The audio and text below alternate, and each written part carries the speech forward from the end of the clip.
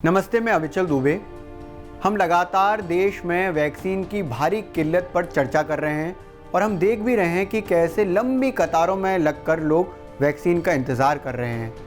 हालत ये है कि महाराष्ट्र में 18 से 44 साल का जो एज ग्रुप है उसके लिए वैक्सीनेशन ड्राइव बंद कर दिया गया है और दिल्ली में 18 से 44 साल का जो एज ग्रुप है उसके लिए कोवैक्सीन बंद कर दी गई है। लेकिन इस सब के बीच में एक बेहतर जानकारी ये कि भारत सरकार अभी जो वैक्सीनेशन प्रोसेस चल रहा है, जो वैक्सीनेशन ड्राइव चल रहा है, उसको जुलाई तक आते आते तिगुना ट्रिपल करने की तैयारी में है और उसके लिए वैक्सीनेशन का प्रोडक्शन भी बढ़ाया जाएगा। अभी डेली कितना वैक्सीनेशन हो रहा है, कितना ये बढ़ाया जाना है और इसका आपको और हमको कितना सीधा फायदा होने वाला है, इसकी सारी जानकारी आपको देंगे। पहले कुछ बेसिक्स जान लेते हैं। भारत में हर्ड इम्यूनिटी तैयार करने के लिए 100 करोड़ लोगों को वैक्सीन लगना है। 100 करोड़ लोगों का मतलब हुआ 200 करोड़ वैक्सीन डोजेस। 16 जनवरी से शुरू हुए टीकाकरण अभियान में अब तक करीब 18 करोड़ वैक्सीन लगाई जा चुकी हैं। जनवरी में डेली वैक्सीन लगाने का एवरेज करीब 2.25 लाख है।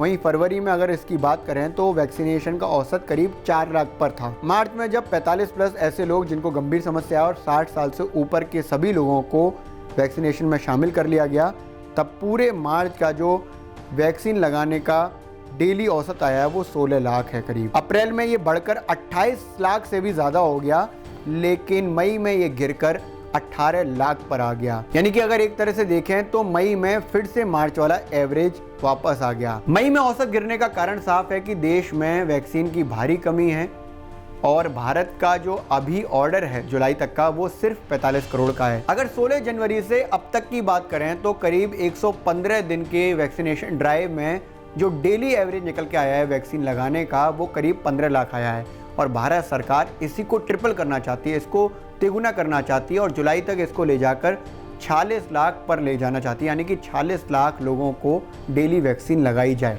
ये भारत सरकार जुलाई में चाहती है। इसके लिए फुल प्रूफ प्लान बना रही है, तैयारी कर रही है। सरकार ने वैक्सीन क्राइसिस से निपटने के लिए जो प्लान तैयार किया है उसमें जुलाई से हर महीने 14 करोड़ वैक्सीन बनाने का मॉडल है।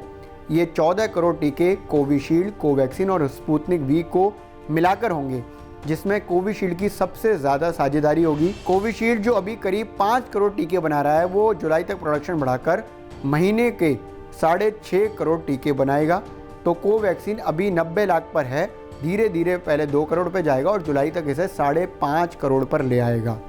बाकी रूसी वैक्सीन स्पुतनिक भी प्रोडक्शन में तेजी लाते हुए करीब 2 करोड़ वैक्सीन जुलाई तक बनाएगा। तो इस हिसाब से 14 करोड़ वैक्सीन हर महीने जुलाई से बनना शुरू हो जाएंगी। एसबीआई ने अपनी रिसर्च में साफ बताया है कि भारत में इस वक्त वैक्सीन की डिमांड ज़्यादा है और सप्लाई बेहद कम है। जिन राज्यों को सर्वाधिक वैक्सीन की आवश्यकता है, जहां कोरोना की संक्रामकता सर्वाधिक है, वहां पर वैक्सीन काफ़ी कम है। वैक्सीनेशन ड्राइव में लगातार नए नए एज ग्रुप्स को शामिल करने के बाद हमारे दायरे बढ़ गए, लेकिन हमारे पास वैक्सीन की अवेलेबिलिटी नहीं हुई।